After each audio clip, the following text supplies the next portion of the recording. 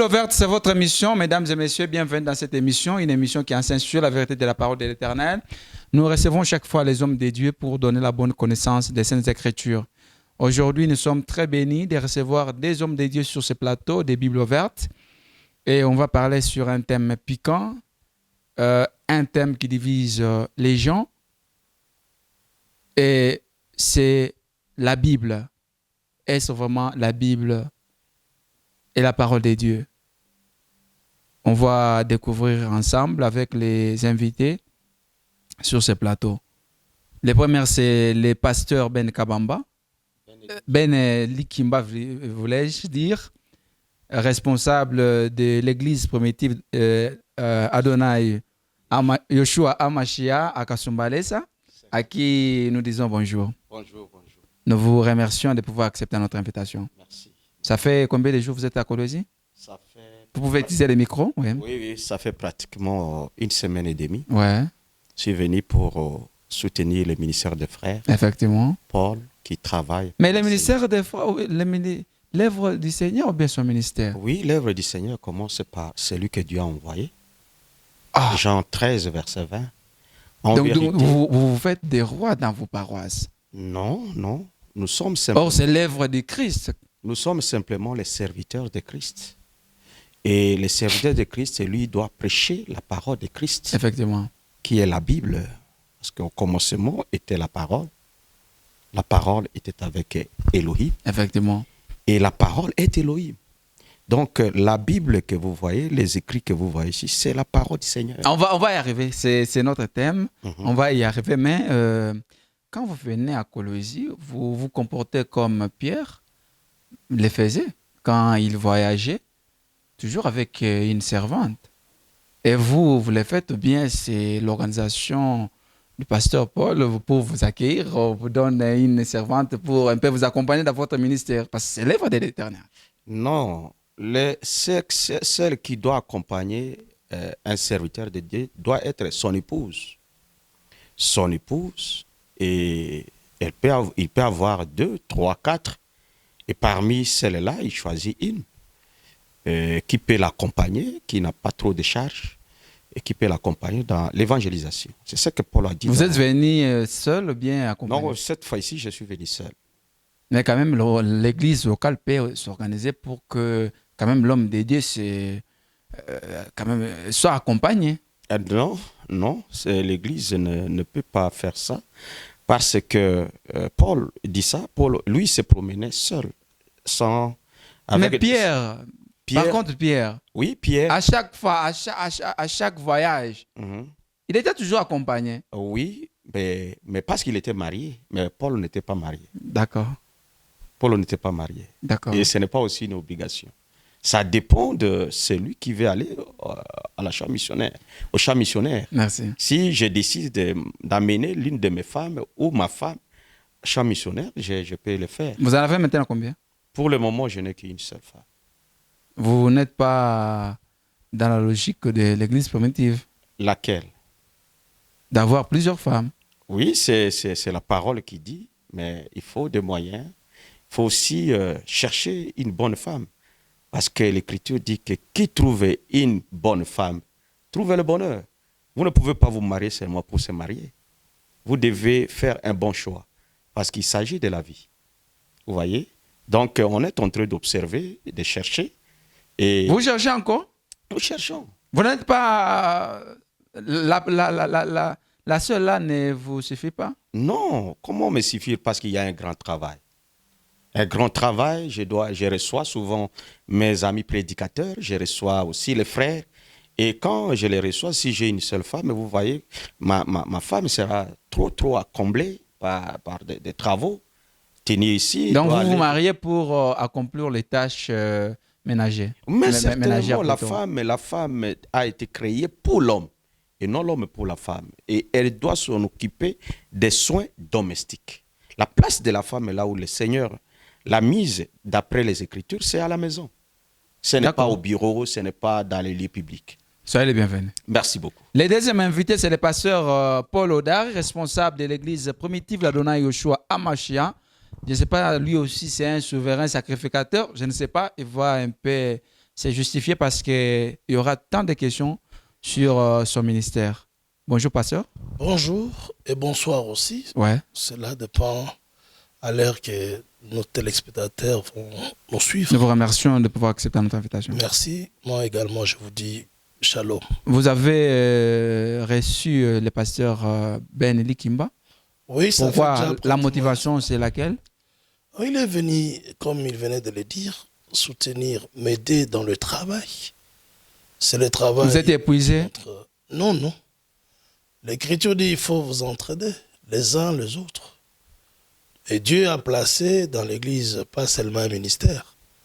Il a placé d'abord les apôtres, les prophètes, le pasteur, le docteur, les évangélistes aussi, pour l'unique seul objectif qui est l'édification des saints. Effectivement. Donc on est là pour se compléter. Et de notre part, c'est une bénédiction de recevoir un serviteur de Dieu. Parce que la maison qui reçoit des visiteurs, cette maison-là est bénie. Mais il a abandonné Nous avons ses été brebis. recommandés. Non, les brebis sont Qui doit restées- nourrir ces brebis? Il y a à ses Kasumbalesa? collaborateurs. Il y a ses collaborateurs. Pendant que je suis ici, je ne peux pas laisser les brebis seuls. Il y a toujours des gens comme Timothée, comme Tite, comme Philémon et tous les autres, pour garder la maison du Seigneur. Les bergers donc doivent être là. Il y a aussi les anciens, il y a les diacres. Effectivement. Donc c'est ça l'église du Seigneur. C'est une équipe qui collabore. Voilà, donc il n'a pas... Ou bien il y avait un sujet qui vous a un peu dépassé et vous avez voulu recourir au pasteur Ben Eli Kimba. Ça peut aussi être ça là. Ce n'est pas mauvais. Par exemple, la polygamie où les gens n'acceptent pas dans votre... Mais pour cela, nous croyons la même chose depuis longtemps. Il ne Pour pouvait qu'ils pas- viennent insister sur... Je ne pouvais pas moi aussi être pasteur sans comprendre le message qui est d'abord le mariage et le divorce. Parce que la chute a eu lieu à cause d'un mariage qui a été dérangé. C'est notre thème, ne vous en faites pas. Puis le Seigneur revient bientôt pour le mariage. Non, non, non, Il ne nous vous en a faites pas. aussi déjà fiancés. C'est notre sur- thème. Comment Donc ça, il faut comprendre avant de commencer à prêcher. il faut Si vous commencer ne- par là. Mais si vous ne comprenez pas cela, vous allez prêcher quoi? D'accord, c'est notre thème, on va y arriver. Et Comment est-ce que vous vous êtes organisé pour l'accueillir? Comme d'habitude, Selon la parole de Dieu. bien. Abraham s'était organisé comment pour accueillir le Seigneur. Il a seulement vu que ça, c'est un serviteur de Dieu. Il est entré vite, vite à la maison. Il a dit, s'il vous plaît, c'est pour cela que vous êtes venu par ici. Laissez-moi vous laver les pieds. Et puis il a dit à sa femme, vite, vite, à la cuisine. Voilà, la femme, la place, c'est Sarah. Il a C'est comme déjà, exemple. il a déjà organisé, Alors, totalisé une semaine. Oui. Il a laissé ses femmes à Kasumbalesa. Oui, mais pour le Seigneur, on peut se contenir. L'Écriture dit dans 1 Corinthiens chapitre 9 que pour cela, on pouvait s'assujettir.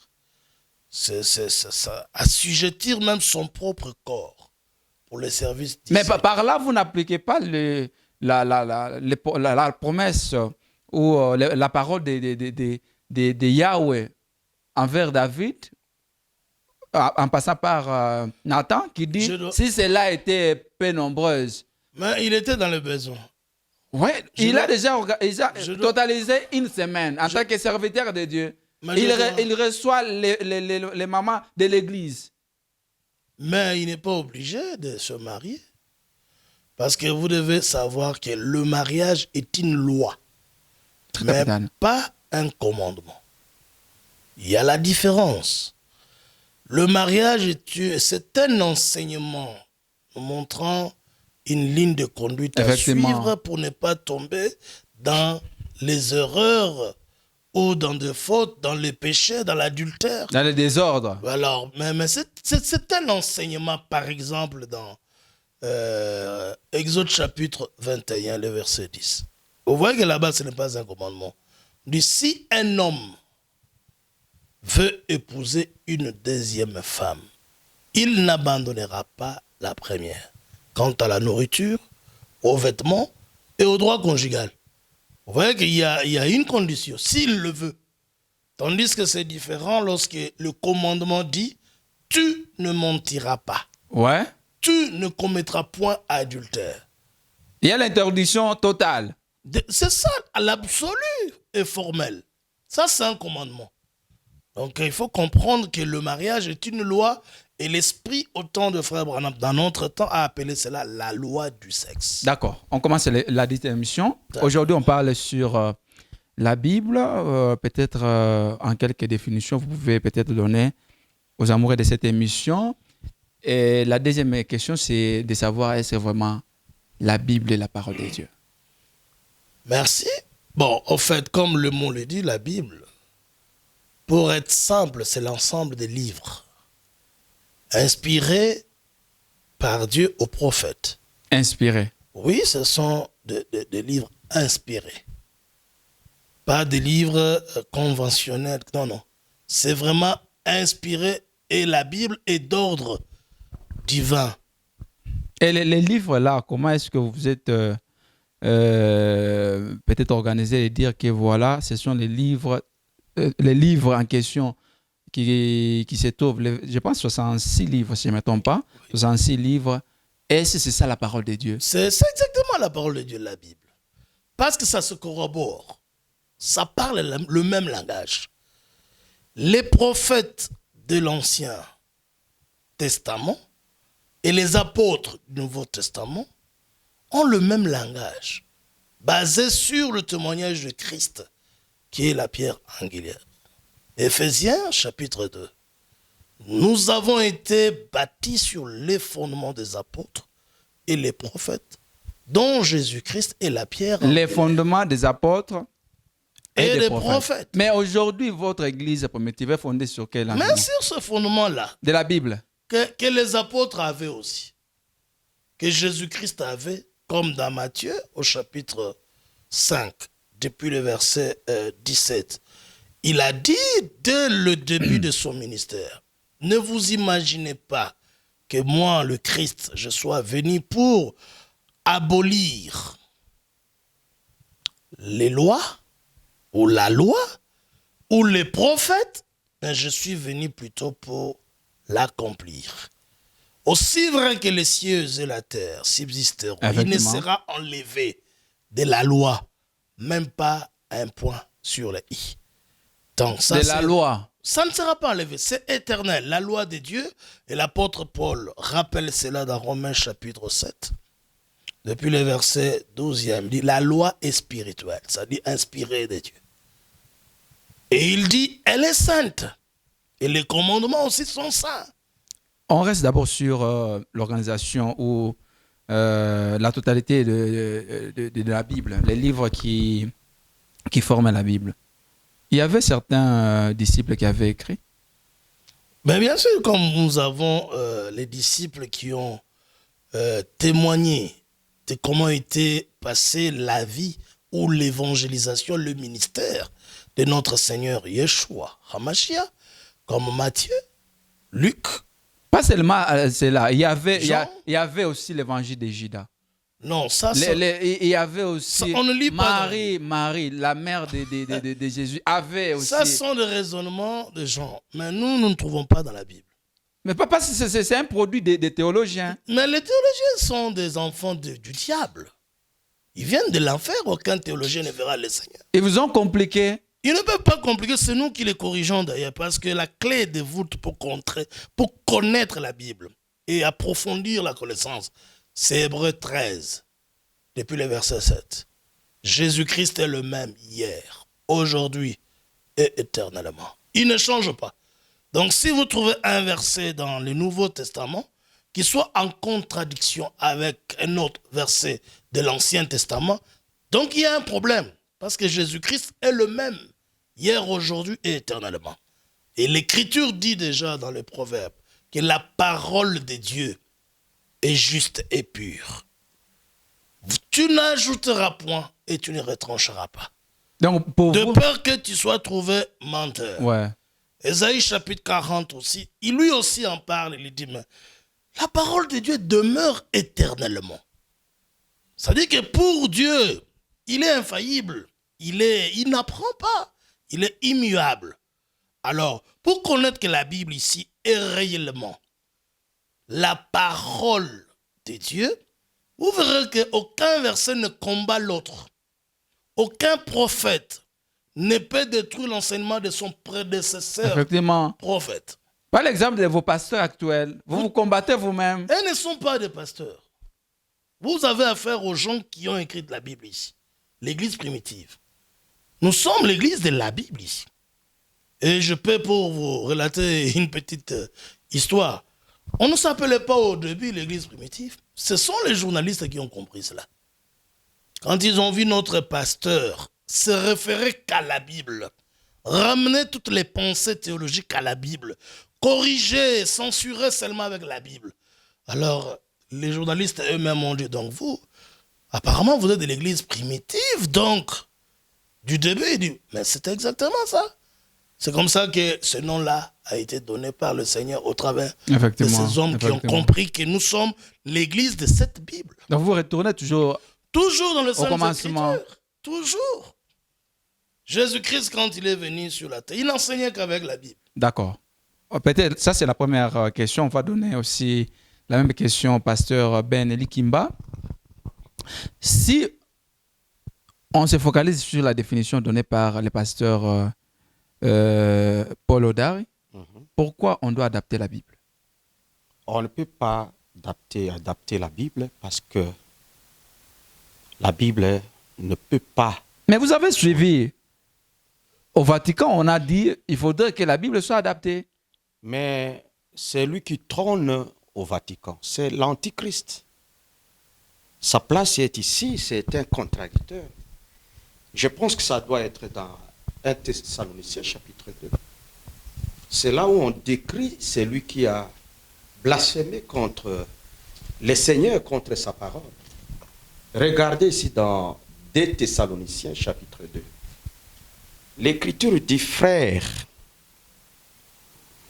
parlons de cette venue du Seigneur Yeshua HaMashiach et de notre rassemblement autour de lui. Nous vous supplions de ne pas perdre la tête si facilement et de ne pas vous affoler pour quelques manifestations de l'esprit ou à cause d'une parole ou d'une lettre qu'on dit venir de nous, comme si le jour du Seigneur était imminent. Ne vous laissez pas égarer. De quelque façon que ce soit, il faudrait d'abord que se produise l'apostasie. Et beaucoup des églises ont abandonné la parole, ont abandonné la foi. Et l'apostasie signifie l'abandon de la foi. Et que se manifeste celui qui refuse Dieu. Et celui-là, c'est Pape de Rome. Non, s'il vous plaît.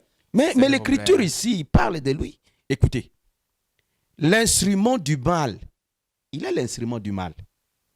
Celui qui contredit et qui se met au-dessus de tout ce qu'on considère comme divin et sacré. Et il ira s'asseoir dans le temple de Dieu pour montrer que Dieu, c'est lui. Aujourd'hui, on l'appelle très Saint-Père. Alors que c'est un grand pécheur. S'il vous plaît, on ne parle pas de lui. Il n'a jamais été même baptisé. S'il vous plaît, s'il vous plaît, s'il vous plaît. On ne parle pas de lui, mais on parle sur mais la vous avez Bible. Posé la question. Il faut adapter quand même la Bible à la réalité de ce siècle. L'écriture que le pasteur Paul vient de donner dans Hébreux chapitre 13. Écoutez ce que l'Écriture dit. Hébreux chapitre 13, versets 7 et 8. L'Écriture dit ceci. Parce que votre émission est belle. C'est Bible ouverte, oui. Bible ouverte. Et nous devons lire pour montrer aux gens qu'il n'y a qu'une seule véritable église. C'est l'église du Seigneur, l'église primitive. L'église du début. Et c'est là où William Branham, le grand prophète, au même titre que Abraham, Moïse et les autres, son programme était de nous ramener à ce que les apôtres avaient enseigné. Hébreux, chapitre 13. Je suis arrivé. Hébreux chapitre 13, verset 7. Dans ma version ici, il est dit, souvenez-vous de vos guides qui vous ont donné la parole de Dieu. Quels sont ces guides-là? Ces guides-là, ce sont des prophètes et ce sont des apôtres. Voyez comment ils ont quitté cette vie et imité leur foi. car Yeshua HaMashiach est le même, hier, aujourd'hui et pour toujours. Maintenant, le verset 9e. Ne vous laissez pas prendre par les doctrines de toutes sortes et de partout. Par exemple, votre doctrine là, de pouvoir prendre plusieurs femmes. Non, c'est une doctrine des apôtres et des prophètes.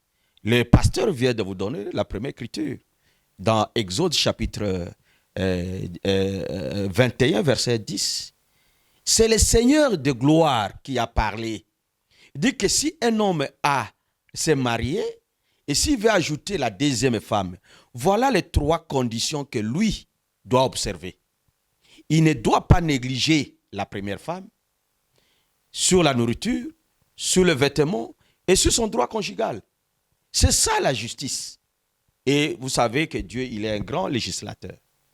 Et si réellement les gens veulent aller au ciel, ils doivent observer ces livres et de le croire. Donc, mes frères... Les produits des théologiens. Non, les théologiens sont des sataniques.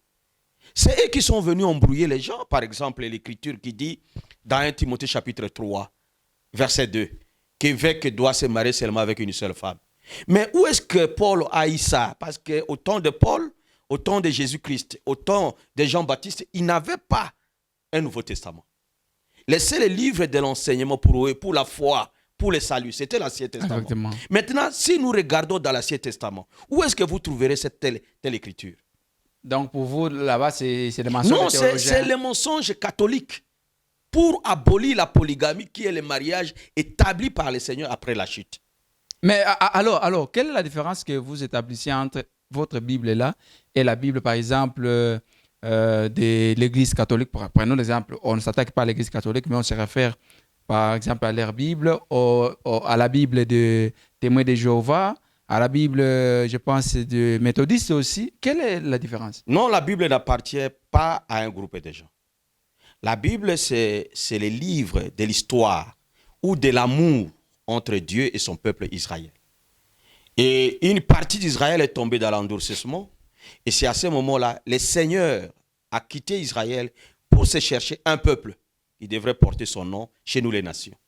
Et si le programme se trouve dans Apocalypse chapitre 1er, le verset 16.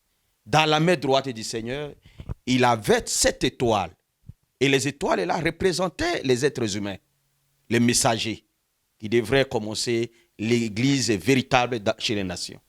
Et ces messagers-là étaient dans les 7 églises. Et les églises là, les villes qu'on a citées là, ce sont des villes prophétiques. Ce n'est pas comme une ville comme Colosie. Ce sont des villes prophétiques. Et les anges qui devraient prêcher... Comme quand aujourd'hui nous avons, en République démocratique du Congo, nous avons une ville prophétique, la Sainte Jérusalem en Kamba. Ça c'est la diversion. Ça, ce sont des religions traditionnelles. Ça n'a rien à voir avec les spirituels. Ça n'a rien à voir. La parole de Dieu et la foi vient d'Israël. Le salut, si vous voulez être sauvé, vous devez être d'accord avec les enseignements des apôtres, avec les enseignements des prophètes. Et tous les prophètes étaient des juifs. Tous les apôtres étaient des juifs. Et notre Seigneur est né là-bas. C'est son peuple. Donc pour vous, la Bible est la parole de Dieu. Est la parole de Dieu parce que à la fin ici, dans Apocalypse chapitre 22, écoutez ce que le Seigneur dit. Le Seigneur dit ceci au verset 17. Il dit, l'esprit et la fiancée disent, viens. Celui qui suit la lecture de ces livres dira aussi, viens. Maintenant, le verset 18. J'ai dit à tous ceux qui entendent les paroles prophétiques de ces livres, si quelqu'un y ajoute, Dieu ajoutera à son compte tous les châtiments décrits dans ces livres. Et si quelqu'un efface l'une des paroles prophétiques de ces livres, Dieu effacera le droit qu'il avait à l'arbre de vie et à la cité sainte et décrite dans ces livres. Donc, nous devons croire exactement comme les livres ici enseignent. Nous ne devons ni ajouter, ni retrancher, parce qu'il y a des conséquences néfastes. D'accord. On donne aussi la parole au pasteur Paul Odari. Il va aussi, je pense, compléter. Mais on pose la question au pasteur Paul Odari. de savoir si vraiment la Bible est la parole de Dieu. Pourquoi au baptême du Christ, Dieu n'avait pas dit aux Israélites de se référer à l'ancienne Bible ou à l'Ancien Testament qui existait parce que c'était la parole de Dieu. Mais Dieu avait dit, cette voix avait dit, écoutez-les, ce qu'il va dire de sa bouche. Ah, mais lui-même, Christ, était la parole faite chair. L'Écriture témoigne dans Jean chapitre 1er qu'au commencement était la parole et la parole était avec Dieu. Mais cette parole-là était Dieu. C'est cette parole-là que les gens avaient au commencement. Et la parole-là, c'est elle qui était. Mais la voix là-bas qui était, n'est-ce pas, au temps de baptême au temps de Jésus, donc au temps de Jean-Baptiste, quand Jean-Baptiste voulait baptiser Jésus de Nazareth. La voix là, qu'est-ce que la voix disait? On devait écouter le Fils. Papa se référait à l'Ancien Testament. Mais le Fils, lui, ne s'est référé que dans l'Ancien Testament. Pour prêcher, pour convaincre. Les jours même où il est entré dans la synagogue, on lui remit un livre du prophète Ésaïe de l'Ancien Testament. Effectivement. Et il a lu l'Ancien Testament. Il a dit, aujourd'hui, cette portion de l'Écriture que vous venez d'entendre vient de s'accomplir devant vous. C'est cette la parole faite chair. Maintenant, si nous prenons dans Luc, au chapitre 24, je vais le lire. Luc chapitre 24, écoutez un peu quelques exemples, depuis le verset 41. Mais je prends 44. Puis il leur dit, ça c'est le Seigneur, après sa résurrection, s'il vous plaît. C'est là ce que je vous disais lorsque j'étais encore avec vous. Ouais. Qu'il fallait que le Christ, qu'il fallait que s'accomplisse tout ce qui était écrit de moi dans la loi de Moïse, dans le prophète et dans les psaumes. Il n'a pas oublié ça. Ah bon? Même dans les psaumes de David là? L'homme de 500 femmes. Alors il leur ouvrit l'esprit afin qu'ils comprennent les Écritures. Donc, si les gens n'arrivent pas à comprendre les Écritures de l'Ancien Testament, les esprits sont fermés. Ils ne peuvent pas comprendre et pénétrer le Nouveau Testament. Ouais. Ils seront dans les milieux des théologiens, des raisonnements. Ce sont les raisonneurs de ce siècle ici. Mais le Seigneur leur a enlevé l'intelligence. Il a confondu leur intelligence. Mais il a donné cela à ceux qui veulent apprendre. Alors il leur ouvrit l'esprit afin qu'ils comprennent les Écritures. C'est ça la Bible qu'il avait. Et il leur dit, ainsi il est écrit que le Christ souffrirait et qu'il ressusciterait de mort le 3e jour. Et que la repentance et le pardon de péché seraient prêchés en son nom à toutes les nations, à commencer par Jérusalem. Effectivement. Vous êtes témoins de ces choses. Vous voyez? Ouais. C'était la Bible qu'il avait. Et on ne pouvait écouter le Seigneur qu'avec les Écritures. Un jour, il a même dit à ses contradicteurs, il dit, vous lisez les écrits de Moïse, vous pensez avoir en elle la vie. Mais sondez cela très bien. Vous verrez que ça parle de moi. Oui, il avait parlé. Nathanaël a rencontré Philippe. Effectivement. Philippe, qu'est-ce qu'il lui a dit? Viens voir. Nous avons trouvé celui dont le prophète Moïse avait parlé. Très bien. Donc Christ était l'accomplissement, donc l'aboutissement de la loi de Dieu. Mais on dit toujours sur l'interprétation de la Bible. D'une part, Jésus est le Fils de Dieu. De l'autre part, Jésus est le Dieu créateur. Prenons l'exemple de l'évêque, le grand évêque un rabbin de la province de là-bas, évêque Ousmane Bili. Il dit, comment est-ce que la Bible peut se contredire?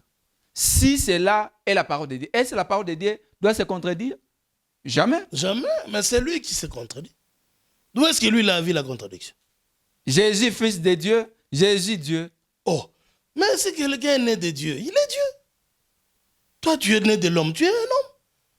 Si vous trouvez quelque chose, ou quelqu'un naître d'un lion, il est lion. Est-ce que ça, c'est difficile?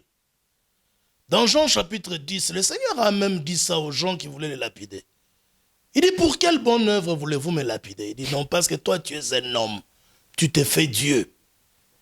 Yeshua, Jésus-Christ a dit, ah, parce que je dis que je suis le Fils de Dieu, que vous voulez me lapider. Il avait tout simplement dit que je suis le Fils de Dieu. Et les gens qui l'écoutaient ont compris. Être le Fils de Dieu signifiait être Elohim, fait chair, car c'était ça la promesse qu'Israël attendait. Et l'apôtre Jean a répété cela dans 1 Jean 5. Depuis le verset 20, il a dit, petits enfants, attention aux idoles. Nous savons, nous, que le Fils de Dieu est venu et qu'il nous a donné l'intelligence pour connaître le véritable. Effectivement. Et nous sommes dans le véritable Dieu. C'est lui, Jésus-Christ, la vie éternelle et le véritable Dieu. Si la Bible est la parole de Dieu, pourquoi vous vous référez aux citations de Branham? Mais parce que frère Branham aussi devait se trouver dans la Bible. Et il n'était venu que pour nous ramener à la foi des apôtres. Élie viendra et ramènera le cœur des enfants à leur père. Les scribes disaient cela à leur temps. Ils disent, nous attendons l'arrivée d'Élie. Et les disciples ont saisi l'occasion quand ils venaient de voir sur la montagne de transfiguration la présence d'Élie. Et ils ont posé la question à leur maître. Pourquoi les scribes disent-ils qu'Élie devait venir premièrement? Yeshua a répondu dans la simplicité. Il est vrai qu'Élie devait venir, d'après les Écritures, et rétablir toutes choses. Il a confirmé. Ah, mais comme il a confirmé. Alors que Jean-Baptiste, qui était aussi lui, loin de l'esprit d'Élie, était déjà mort dans Matthieu chapitre 14. Maintenant, nous sommes dans Matthieu 17. Il dit, je vous dis aussi qu'Élie est venu, et les gens l'ont traité de ce qu'ils ont voulu. Ils ne l'ont pas reconnu. Mais il est vrai qu'Élie viendra.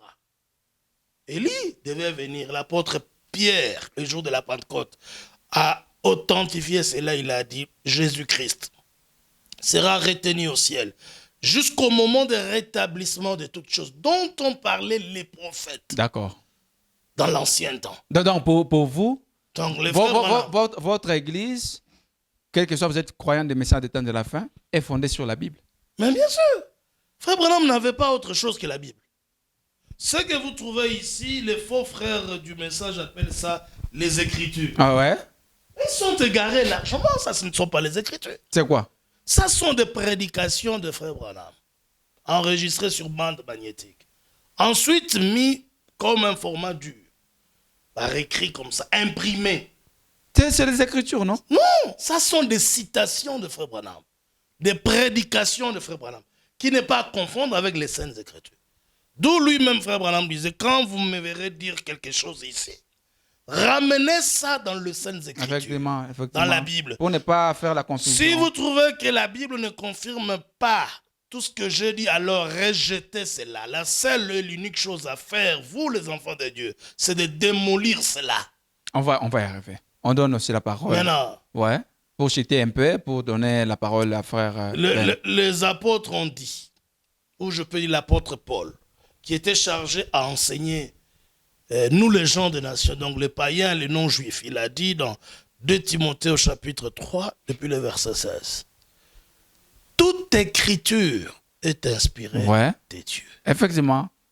Même l'écriture en question qui dit un homme doit épouser une seule femme. Ça n'existe pas. C'est l'écriture qui n'existe pas. S'il vous plaît. Ce n'est pas écrit. Ça n'existe pas parce que Dieu ne veut pas se contredire. Dieu, lui, a prêché et enseigné dans sa Bible que la polygamie. Tout en protégeant sérieusement, avec beaucoup de sévérité, la famille polygame. Donnant même la conduite à suivre. Effectivement. Ça, nous trouvons ça dans les Saintes Écritures. On va revenir à vous.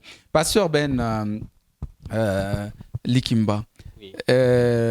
Aujourd'hui, apparemment, vous êtes dans la confusion des théologiens. Selon l'évêque Ousmane Billy, dit vous êtes dans la confusion des théologiens. Parce que la Bible, si vraiment elle était la parole de Dieu, pourquoi vous n'arrivez pas à accepter l'écriture qui dit si vous aspirez aux charges de l'Éternel, de l'Église, il faut que vous puissiez vous marier à une seule femme. Alors si c'était la parole de Dieu, pourquoi vous ne voulez pas respecter ce qui était n'est-ce pas, annoncé par les apôtres. Non, lui, il a l'esprit désordonné. Et il n'est pas né de nouveau, parce que quelqu'un qui est né de nouveau, il sera conduit par le Saint-Esprit. Comme Yeshua dit, quand le Saint-Esprit viendra, il vous conduira dans toute la vérité. Ouais. Maintenant, regardez comme il a un esprit désordonné. Donc, il ne comprend pas. Il ne comprend pas.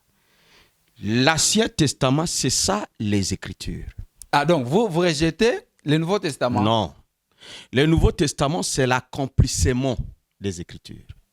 Ou l'interprétation des Écritures. Regardez, je peux vous donner... Effectivement. Je peux vous donner 2 Écritures ici pour montrer que Christ n'a pas existé seulement dans le Nouveau Testament.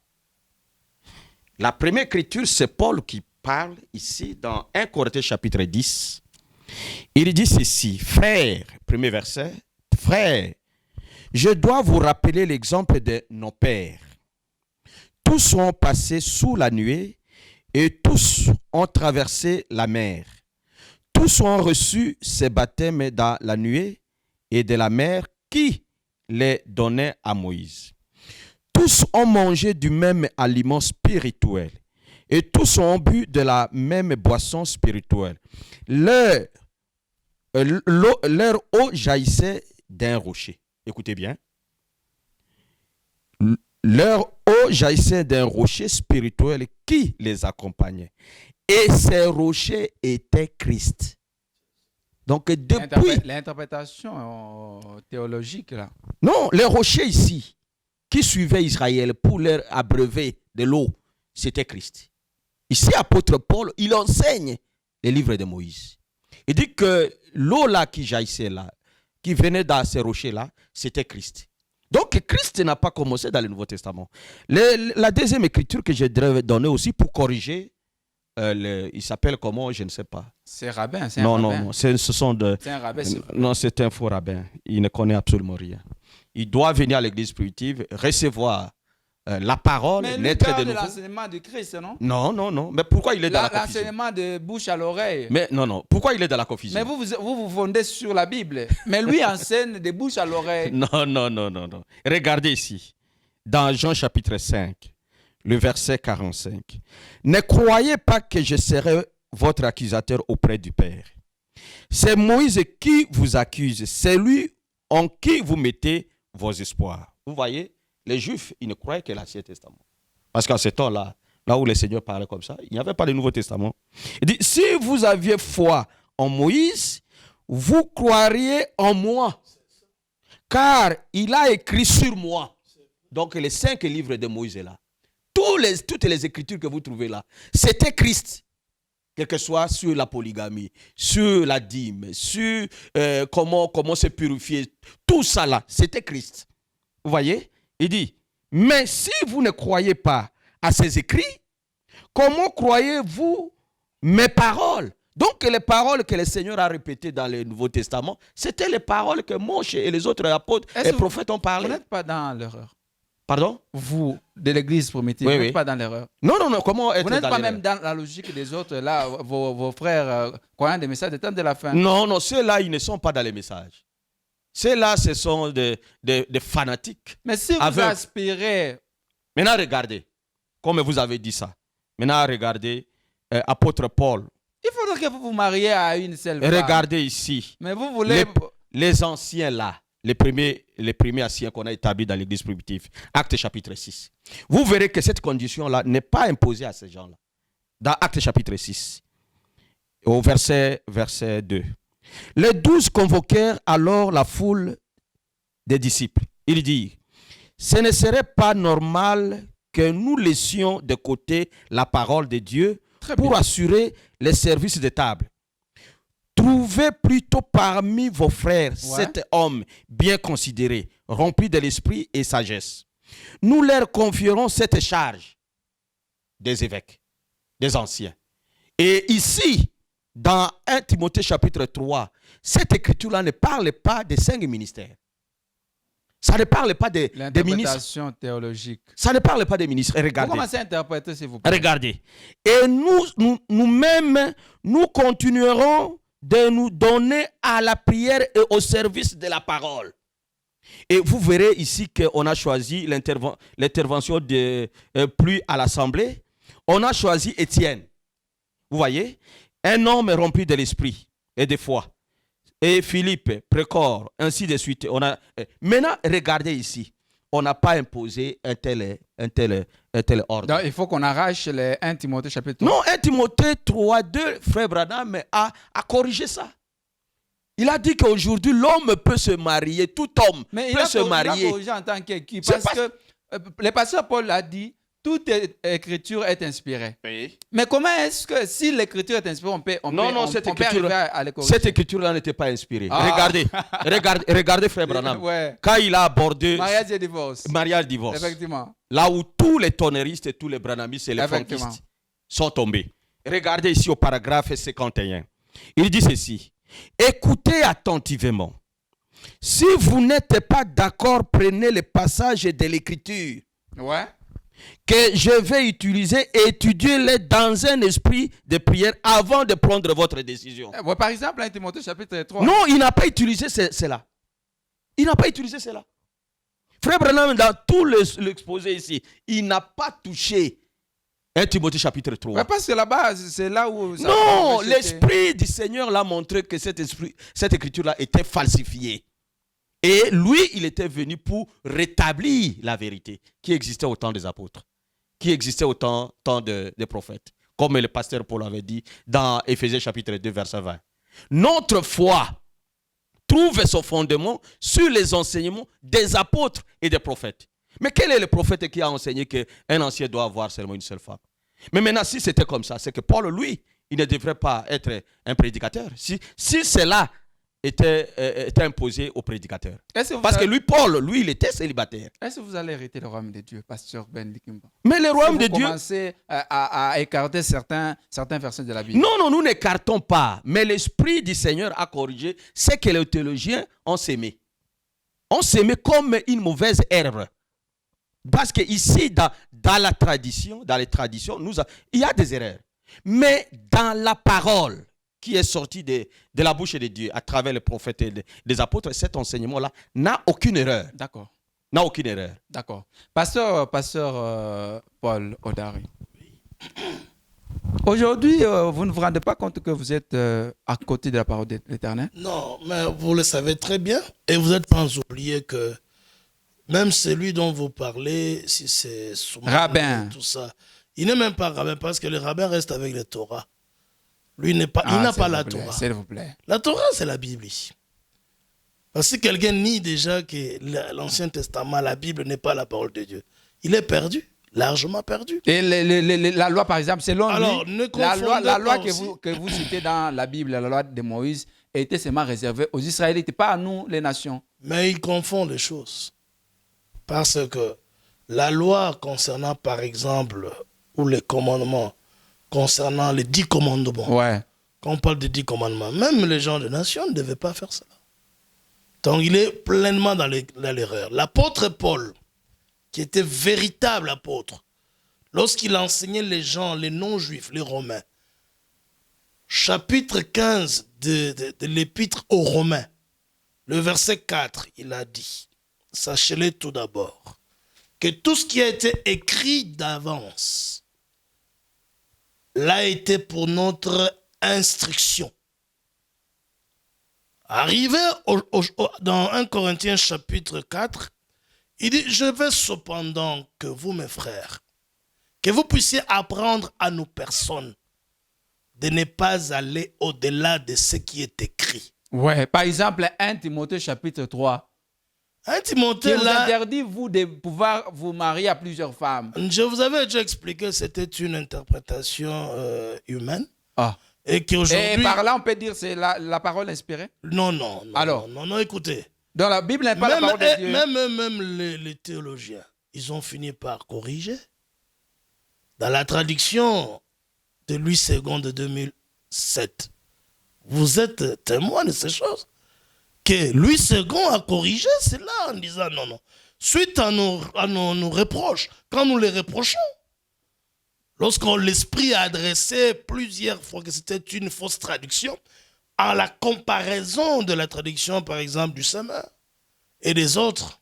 Et par là, s'il a arrivé à corriger. Mais il a corrigé parce qu'il a compris. Ça devient l'écriture inspirée? Non, non, il cherche maintenant à être ramené. Il cherche quand même à s'aligner. Mais il a déjà égaré beaucoup de gens. Vous ne voyez pas que vous, même vous en parlant, tous les pasteurs de cette ville ici, laissez comprendre que dans ce verset-là, Ouais. qui n'est pas vraiment ce que l'apôtre Paul avait dit. Parce qu'on ne peut pas lier tout un ministère ou un travail de Dieu à l'état matrimonial ou à l'état civil de quelqu'un. Non. Timothée, est-ce qu'il était marié? Jean-Baptiste, était-il marié? Paul lui-même, était-il marié? Donc ce sont des ministres qui établissent maintenant à la charge d'évêques, des bergers, des anciens. Alors Paul a dit, d'après mes enseignements, je t'ai laissé à Crète pour que tu établisses les diacres.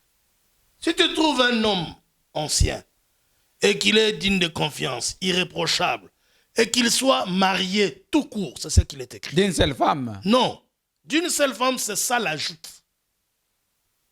Et c'est pourquoi nous lançons le malédiction sur tous les théologiens. Dieu est de l'ordre, s'il vous plaît. Où est-ce que Dieu avait déjà dit cela? On peut trouver encore ça où dans l'Ancien Testament?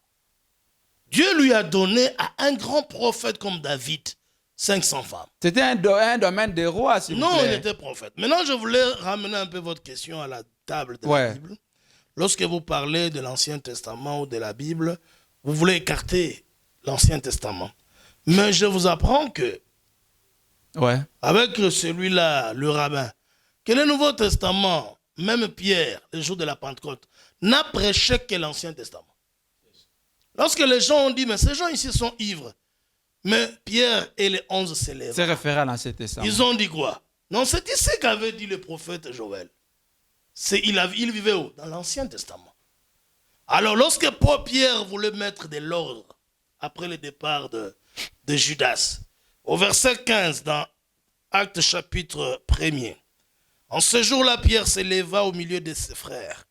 Le nombre de personnes réunies étant d'environ 120, il dit, « Hommes, frères, il fallait que s'accomplisse ce que le Saint-Esprit, dans l'Écriture, a annoncé d'avance par la bouche de David. » Le Saint-Esprit était avec David. Les polygames. Mais oui! Au sujet de Judas. Mais quand? Il faut se poser des questions. C'est ça maintenant le rôle des théologiens. Qu'est-ce qui on ne peut pas dire que le Saint-Esprit était avec David, mais il faut savoir c'est quand est-ce que le Saint-Esprit était avec David. Mais juste quand il avait épousé plusieurs femmes. Mais c'est ça même le type de Christ. Si le Seigneur n'a pas honte d'être appelé le fils de David, il a fait de David son père. Et Matthieu a dit, voici la généalogie de Jésus. Fils de David, fils d'Abraham. Et Yeshua, jusqu'à aujourd'hui, les gens l'appellent le lion de la tribu de Juda. Juda était, je crois, le 4e fils de Jacob, né de la 2e femme, Léa. D'après le choix. Maintenant, le jour de la Pentecôte au chapitre 3, toujours avant de gagner ces gens, il prend toujours David, verset 25. Car Dieu dit de lui, je voyais constamment le Seigneur devant moi, parce qu'il est à ma droite afin que je ne sois point ébranlé. Aussi mon cœur est dans la joie et ma langue dans l'allégresse. Ça c'est David qui prêche. Et même ma chair reposera avec espérance. Effectivement. Car tu n'abandonneras pas mon âme dans le séjour de mort. Et tu ne permettras pas que ton sein voie la corruption. Maintenant le verset 29. Homme frère, qu'il me soit permis de vous dire librement au sujet du patriarche David. Ah, patriarche? L'ancien. Modèle à suivre. Conducteur, donc guide. Un pasteur. Mais bien sûr, il était pasteur. Ézéchiel chapitre 37 parle de lui. 34. Mais alors, pourquoi aujourd'hui on doit interdire aux pasteurs de pouvoir prendre plusieurs femmes? Mais c'est la séduction. C'est le fruit de la théologie. Branham, ici, dans Marais Divorce, il dit, nous nous trouvons dans ce gâchis, dans ce désordre sur cet enseignement, à cause de la mauvaise interprétation de la théologie. C'est pourquoi vous, les femmes, vous vous remariez. pour une seconde fois, ce qui est un péché, l'adultère. Et que vous les hommes, vous épousez les femmes divorcées. À cause de la mauvaise interprétation de la théologie. Moi, je vous dis que le serpent ancien était un théologien. Il n'y a que cette science-là qui peut éloigner les gens de Dieu. C'est à cause de cela que les femmes sont à la chair. Prêchent. Ils sont établis même des diacres. C'est le mal de la femme, s'il vous plaît. Il faut laisser la place de la femme. Mais c'est à cause de la théologie. La parité, s'il vous plaît. C'est le la mal de la femme. parité est du diable. L'égalité entre l'homme et la femme n'existe plus. C'est le commencement qui a mis fin à cela. Depuis que la période appelée au commencement est terminée, Dieu a dit à la femme et la femme a accepté cela. Donc pour vous, la parité n'existe pas. Tu enfanteras avec douleur. Est-ce que toi, tu peux aller enfanter? Pour vous, la parité n'existe pas. Est-ce que vous pouvez avoir la parité, l'égalité des sexes, ça n'existe pas. C'est du diable. Je vous dis que c'est du diable. Non, nous sommes à la fin. Maintenant, je termine l'écriture. Effectivement. Donc, je suis au verset 29. Homme frère, qu'il me soit permis de vous dire librement au sujet du patriarche David, qu'il est mort, qu'il a été enseveli, et que son sépulcre existe encore aujourd'hui parmi nous. Effectivement. Mais comme il était prophète. S'il vous plaît. C'est quelle tradition? Verset 30. Tradition. De Louis II. Révisé ou comment? Non, de 1900, je crois, 79. C'est ça l'erreur des théologiens. Il révise, parce qu'il découvre toujours des erreurs. Mais un prophète, lui, quand il voit, même là où il y a l'erreur, il dit non. Le Seigneur n'a pas dit ça. Effectivement. Parce que lui, il est envoyé du ciel. C'est un interprète divin de la parole écrite. D'où Frère Branham était nécessaire, tout cela. Donc David, qui était le véritable polygame, était prophète aussi. Prophète, mais c'est comme ça que l'église du Nouveau Testament a commencé le jour de la Pentecôte, qu'avec son livre. David. Donc il n'était pas seulement roi. Non, il était prophète et c'est son livre qu'on utilisait ici pour prêcher, convaincre les gens. Ce n'est qu'après, ici au verset 37, après avoir entendu ce discours, ils eurent le cœur vivement touché. Et ils dirent à Pierre et aux hommes apôtres, hommes frères, que ferons-nous? Pierre leur dit, répondez-vous. Les gens doivent se repentir. Effectivement. D'avoir insulté David, Abraham. Mais il y a certains pasteurs qui sont déjà morts. Avec toujours l'enseignement. Mais ils sont allés dans l'enfer, c'est leur problème. S'il vous plaît. Vous pensez qu'ils n'ont pas écouté ça? Mais il y avait Ngonga ici. S'il vous plaît. Je lui ai parlé. Ne laissez pas, nous sommes à la fin. Aujourd'hui, c'est l'introduction. On parlait de Judas dans la Bible. Vous ne pouvez pas parler de la chute sans citer Caïn, les serpents. Vous ne pouvez pas parler du salut sans parler de Jésus. Mais aujourd'hui, c'est l'introduction. S'il faut parler de la chute et les désordres, la confusion qui est entrée dans le message, il faut citer Eva de Franck comme un imposteur. S'il vous plaît. Comme quelqu'un qui est voyagé beaucoup pour annoncer le ministère. Mais Satan, il a voyagé beaucoup pour annoncer le ministère. Satan était un grand voyageur. Il est un voyageur missionnaire. Même le Seigneur était étonné au ciel. Il a dit, d'où viens-tu? Il dit, je viens de parcourir toute la terre. Mais l'âge de l'église est resté avec Franck. Franck. Non, ce n'est pas l'âge de l'église. Non, lui, il est resté avec la confusion. S'il vous plaît. Et le prophète Branham avait dit qu'un tel homme, quand il abandonnera... C'est lui qui défend d'abord aujourd'hui l'âge de l'église. Non, il défend quoi? S'il vous plaît. C'est lui qui a ramené tous les frères du message dans l'église catholique, les prêtres. Tous les frères du message croient comme les prêtres, comme les abbés ici. Nous sommes à la fin. Ils sont en train d'enseigner la monogamie pensant que c'est ça la sainteté. Nous sommes à la fin. Insultant la Bible. Mais ce n'est pas la parole de Dieu. Écoutez, c'est que vous avez dit que le pape aurait dit, il doit avoir dit ça, qu'il faut adapter, réformer la Bible. Conditionnel toujours. Il a dit ça. Qu'il faut corriger la Bible. Adapter par rapport à la civilisation. C'est ce que les tonnéristes ont fait. Et ils sont en train de faire. Ils ont adapté la Bible à leurs conditions. Ils ont réformé, d'autres ont rejeté même la Bible. Ils appellent ça les carottes pourries. Ce sont des théologiens, mais habillés du nom de branhamistes. On était avec ces frères ici, faux frères, de celui qui adore Dieu. Les grands pasteurs, Soleil Kalala. Vous avez vu comment il a dit? Il dit non, moi je ne vais pas lire la Bible. Moi je lis. Et lui, il insulte même Jésus-Christ. Il dit c'est lui. Mais l'écriture, ce sont les citations de Branham. Il appelle même Jésus-Christ la confusion. Et Branham avait dit, si vous suivez cette voie ici, vous allez sortir de la Bible. Mais aujourd'hui, c'est la première partie. C'est un démon, qu'il soit maudit au nom du Seigneur. S'il vous plaît, nous sommes à la fin, aujourd'hui, c'est l'introduction. qu'est-ce que les gens doivent retenir? Quelques lignes là, on nous a déjà signalé que nous sommes à la fin. La parole de Dieu, et c'est la Bible. Les gens doivent retenir que la Bible ici, composée de 66 livres, c'est ça la parole du Seigneur. Il n'y a pas l'évangile de Judas, il n'y a pas l'évangile... Judas est mort, il est mort même. Il s'est Mais pendu. il a laissé son évangile. Il a laissé ça où? Parce que l'évangile était le témoignage après que le Seigneur soit parti. Lorsque le Seigneur est parti dans la gloire, alors on est venu requérir ou rassembler les témoignages. Lazare aussi avait écrit. Lazare, où est-ce que vous avez déjà vu ça? Marie de Magdala avait écrit. Non, ça ce sont des images, des utopies. C'est de la sorcellerie simplement. Pilate aussi avait écrit l'évangile. Je peux dire que ce sont mais ça même si quelqu'un écrit. Pilate aussi. Mais ça ne fait pas partie de la Bible. Ah, s'il vous plaît. Pourquoi écarter si c'est la parole? Parce que le livre du prophète Ésaïe n'a que 66 livres. Merci. Et cela confirme aussi que la Bible ne devait avoir que 66 livres. Merci. Parce que le chapitre d'Ésaïe, c'est un chapitre du livre messianique. Merci. Ça parle du salut. D'accord. Et ça parle du millénium. L'adresse de l'église. Et tout. Et de la chute même qui a déjà eu lieu. On va citer avec le pasteur Ben, mais l'adresse de l'église. L'adresse de l'église, nous sommes à la cité Manique, au quartier des Heures. Ouais.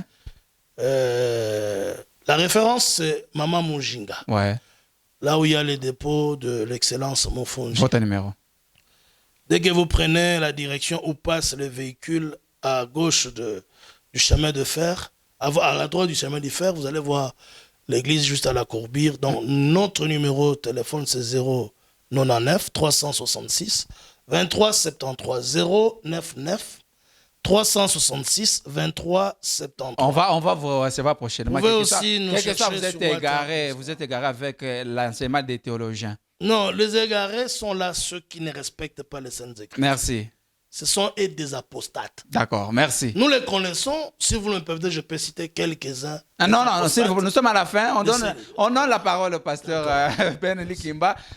Pasteur, en quelques mots seulement, un petit mot seulement par rapport à la parole de Dieu. Nous remercions tous ceux qui nous ont suivis. Ils doivent faire confiance à ces livres.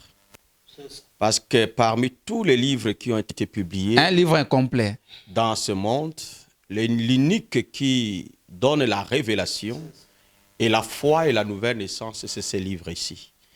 Et nous tous, nous sommes obligés de revenir à la foi de la Bible, c'est-à-dire aux enseignements des apôtres et des prophètes. Yeshua HaMashiach, la pierre angulaire. Et il était la parole, il est la parole, et elle est venue chez les siens, et les siens ne l'ont point reçue. Ouais. Et à tous ceux qui l'ont reçu, c'est-à-dire la parole, ils sont devenus fils et filles de Dieu.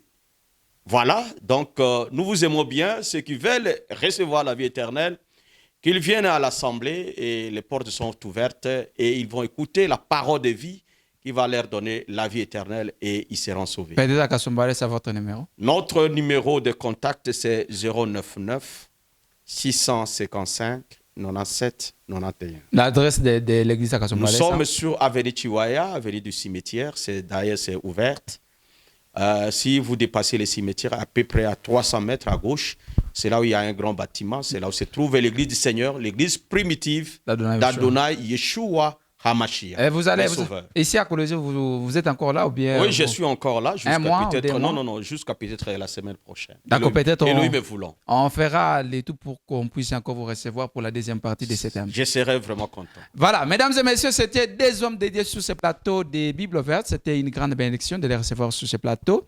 Et nous étions en train de parler sur la Bible. Est-ce la Bible, c'est la parole de Dieu ou ce n'est pas la parole de Dieu? Aujourd'hui, c'était l'introduction. Je pense qu'on va les recevoir encore prochainement. Peut-être ce sera un débat avec un théologien pour les convaincre. Merci. Les numéros restent toujours les mêmes, 099 82 69 907. Vous pouvez retrouver cette émission sur YouTube. Vous écrivez Pasteur Paul ou Pasteur Ben Likimba et vous allez retrouver les enseignements sur les réseaux sociaux. Merci et à la prochaine. Bonsoir.